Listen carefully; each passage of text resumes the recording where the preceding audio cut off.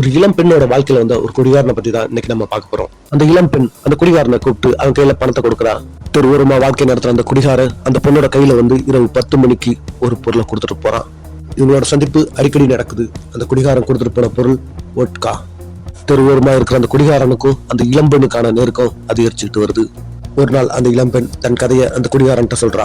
அந்த இளம் பெண்ணுக்கு வந்த நோய் காரணமா டாக்டர் அவளை தினமும் வோட்கா குடிக்க சொல்லியிருக்காரு. இந்த இளம்பெண் தன் வாழ்நாளை எண்ணிக்கிட்டு இருக்கிறதா சொல்றா.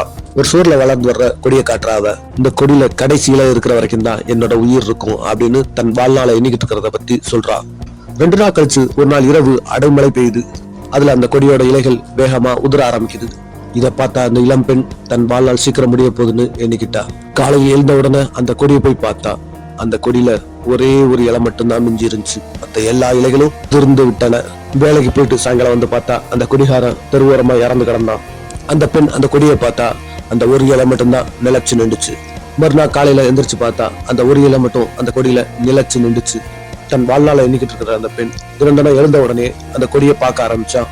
ஆனா அந்த ஒரு இலை மட்டும் காற்று புயல் என எல்லாத்தையும் எதிர்த்து நின்றது. அந்த இலையை தினம் பார்க்க இவளுக்கும் நம்பிக்கை பிறக்குது. அவளும் நம்பிக்கையோட மருந்துகளை உட்கொள்றா. அவளோட நோயும் குணமாகுது.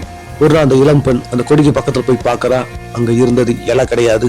இலைய போலவே தத்ரூபமாக வரையப்பட்ட சுவர் ஓவியம். இது அந்த குடிகாரனால அன்னைக்கு மலையில வரையப்பட்டது. இந்த ஓவியத்தை வரைகிறது தான் அந்த அடைமலையில ஓவியத்துக்கு குடைபிடித்து இவன் அடைமலையில் நனைந்து இறந்து போனான். ஒரு உயிர் வாழ தன் உயிரை கொடுத்தான் அவன். இந்த கதை லாஸ்ட் லீஃப் என்ற கதையிலிருந்து எடுக்கப்பட்டது.